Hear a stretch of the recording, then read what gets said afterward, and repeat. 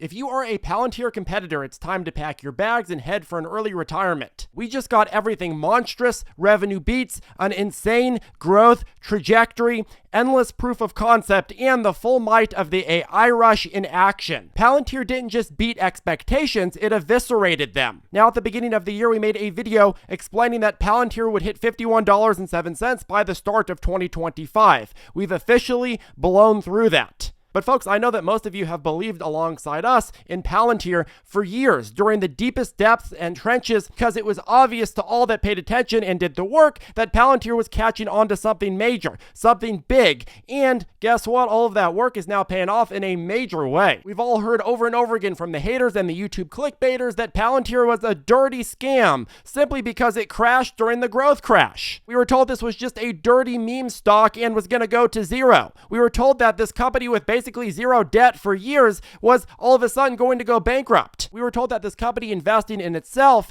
was a massive scam and that you should only focus on stocks that have massive dividends. Again, all these people were wrong and all these haters are now going and deleting their videos. In fact, I'm seeing a lot of the people that said, oh, you can't buy Palantir at $5, $6, $7. They're now saying you should buy it and go all in at 50. Oh, how the tables turn and how the turntables. Anyways, I'm going to go ahead and get off my soapbox and let's go ahead and get into what we're talking about today. Number one, we're going to go into the earnings blowout, why analysts keep undershooting the stock again and again, and where exactly Palantir is seeing the biggest growth. Number two, we're going to go into our latest price target. We need to upgrade almost all of our price targets, in fact, because the growth is just much better than expected. And I know we just upgraded the price targets about a month ago, but even those were far, far too low. And again, we have the proof now that we have this latest earnings report and their projections are just insane. Number three, is the stock too late to buy? If you're not in the stock at this point, I'm going to explain some potential strategies and explain whether or not it makes sense based on the trajectory that it's on to buy it currently. And we're going to get into all of this, but of course, a quick disclaimer, if you're the one taking the risk, you got to be the one doing the ultimate frisk. Always do your own due diligence on all ideas presented here on the channel. Okay, so to start, I'm filming this the day after the election and everything is pumping huge right now. And the current market condition is one that we haven't seen in years. In terms of what's working right now, number one, we alerted pre-earnings calls for ZipTrader options members at about $5.64-ish before market open Monday, October 13th, and they ran to $12.15 at highs, a run of approximately 114% alert price to highs. The goal of these was to play a pre-anticipatory run into the earnings announcements and then profit off the massive pop, and these were very, very successful. We also alerted much earlier calls for Palantir in the beginning of the summer, which played the bigger surge on Palantir shares, and those calls went up 498% alert price to highs. Those were 25 strike calls that expired deep in the money last month. But it's not just Palantir that's working. You got to look at crypto too, and specifically crypto exposure stocks. We alerted Coinbase calls at $21.28-ish back September 26th.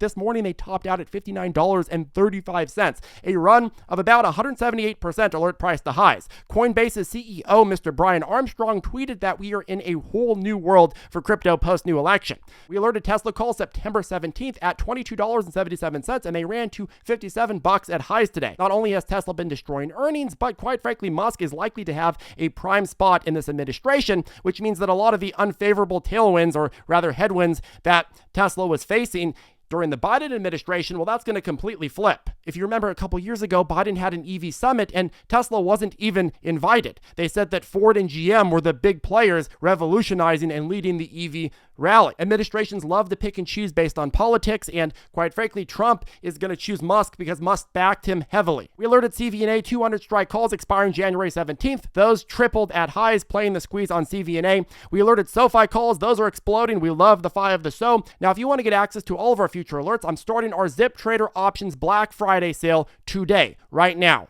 Coupon code BLACK75 will get you 75% off our one-time fee for lifetime access to the program. This program includes our alerts, our options chat room, which is on Discord, and hours of step-by-step lessons where I walk you through how to begin with options, how to trade them, different strategies, different forms of risk management, so on and so forth. Obviously, folks, not all of our ideas are going to be winners, and some take a little bit of time to win if they do win. But at the end of the day, I firmly believe, no promises, but I firmly believe the next 3, 4, 5 months are going to be absolutely insane for the stock market, and options are going to be an insane tool for you to use. Coupon code BLACK75 will get you that access. Okay, let's go into Palantir earnings now. So CEO Alex Karp said, quote, "The winners in AI will be powered by Palantir and the losers will read analyst notes." That's bold, that's powerful, and that's beautiful. This is no longer hyperbole. He has the numbers to boot. So Palantir came in with a revenue of $726 million this quarter, making a 30% year-over-year growth. They completely shattered the $701 million estimate that Wall Street was betting on, and earnings per share a solid 10 cents, a cent above consensus.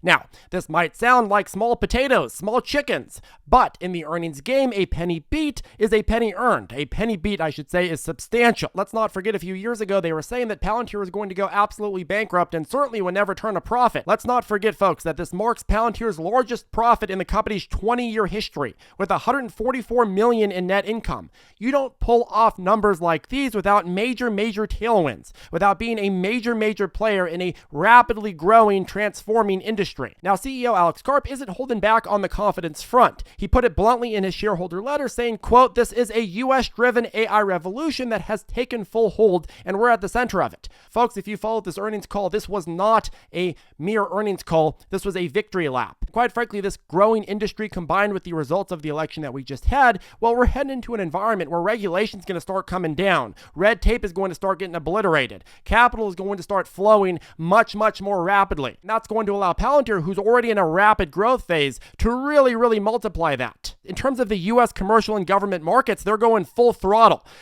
Palantir's U.S. market is on an absolute tear. Revenue in the U.S. surged 44% over the past year, with government contracts booming at a 40% growth rate to $320 million.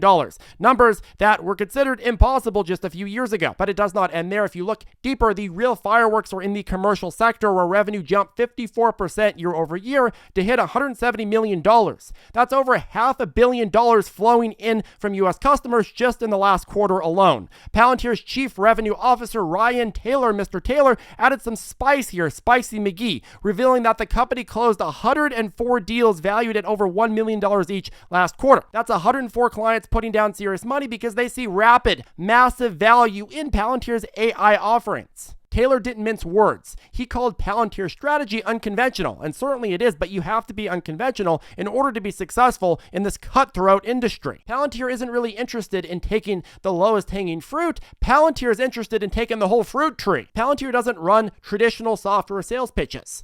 Palantir runs boot camps for clients, hands-on training to integrate their tools, and they ensure that every customer is not only onboarded, but also empowered to see real results of their tech. So many companies will go and hire a third party to boost their productivity, and then the third party just becomes bloatware on their computers. But think about this for a second. Companies, overall institutions, believe so much in what Palantir can do for them that they're going and they're sending their teams to Palantir's boot camps to learn firsthand how to deploy AI. And once they've done that, they've not only learned how to use AI's platforms, but they've started the funnel that Palantir will use to integrate itself into every aspect of their organization. Imagine if this was in your personal life. If somebody came out with a platform that you just had to pay a small subscription fee relative to your income, and then all of a sudden you're 10 times more healthy. You're making 10 times as much money. You're 10 times as handsome. I know what you're thinking, Charlie, that wouldn't work for you because you're already too handsome. But still, imagine if you had a platform like this. That is more or less what Palantir is for institutions. Now, I want to talk about international performance. So there's a stark contrast in Palantir's international performance. While the US market is on fire,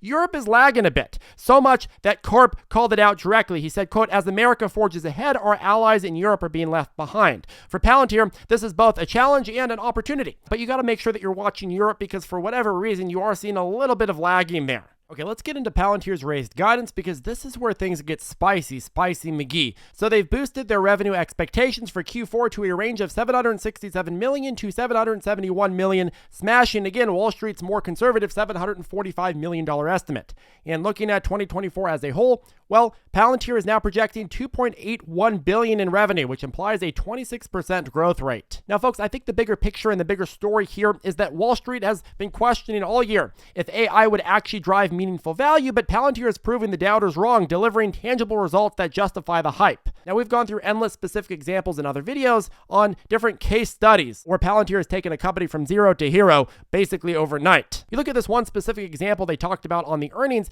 well, there's a specific insurance company that traditionally would take 2 weeks for underwriting decisions to get done. You know how long it took them? It took them 3 hours. 2 weeks to 3 hours. Do you know what kind of difference that can make for a company? A massive difference. Okay, now I want to talk about price targets. So we literally just substantially jacked up the price target for Palantir stock just a month ago, putting Palantir at $55.58 by 2025, by the beginning of 2025. But this was based on growth rates and a growth trajectory that are way under what Palantir is reporting now. Based on a growth trajectory of about 16% sales growth in 2024, a jump to 25% sales growth in 2025, and then 30%, and then steadying out and dropping down into 2030 as maturity slows down exponential growth. Well, based on these statistics, you would have originally expected to hit $55.58 in the beginning of 2025, January 1st, and then $72.26 by the beginning of 2026. But now if you look at the new numbers, it's looking like 2024 comps are going to turn into about 26% year over year, given their full year guidance. The 2025 comps are going to be 35%, if not higher. 2026, conservatively 30%, and then you start going down 25%,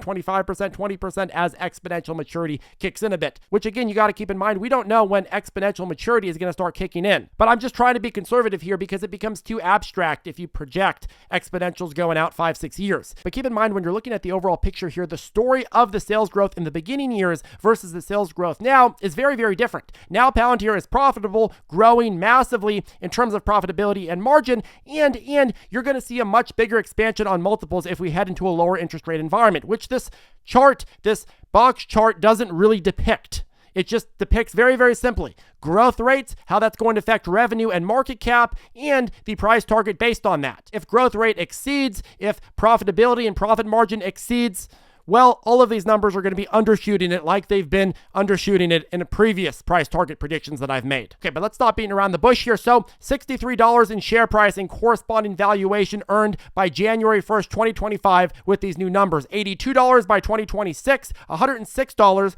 by 2027, $138 by 2028, $180 by 2029, and $234 by 2030. And if this happens, you're at just over $500 billion in valuation by 2030, which is a pretty beautiful growth story and is still fairly conservative. You compare the revenue numbers that are projected and the numbers that we are seeing right now, well, it's pretty clear that we have a long way to go up, and it's pretty clear that at least in the most conservative of scenarios, these numbers are going to be hit.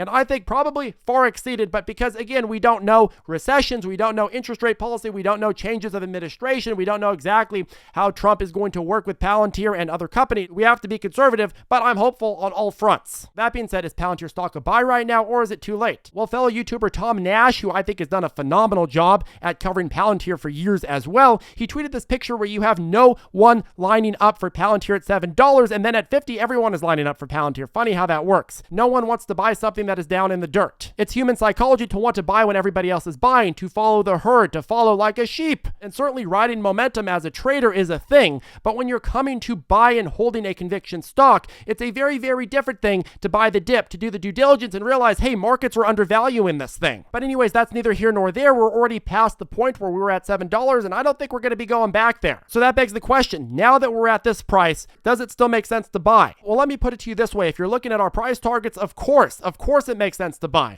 But let me put it to you another way. Palantir has never had a period of time, let alone any other stock that has had a period of time, where it's run up massively and hasn't had a massive breath. You can always get a breath from momentum. You don't want to buy when everybody else is buying unless you're specifically a momentum trader trying to take little percentages here and there. What you want to do is wait for a freak out, wait for a shakeout, wait for people to say, oh no, Palantir. So what I would say here is do not be in a rush to chase. Wait for a nice dippy dippito to ride to the next rally-to. If you have the patience, I think that any price is a good price for Palantir as long as you have enough upside to 234. But at the end of the day, you don't want to be buying right now in the 50s and then next week all of a sudden it's at 30 because there was a short-term crash because some analysts convinced investors to paper hands. So anyways, folks, that caps off the video. And if you're an options member, make sure to keep an eye out for new options alerts specifically on Palantir because as you know, we've knocked our Palantir call alerts out of the park again and again. And of course, if you do want to become a member, 75% off, Black 75 coupon code will get you that discount. That's a one-time fee for a lifetime membership. So make sure to check out that link down below. Have a good one, folks. We'll see you next time.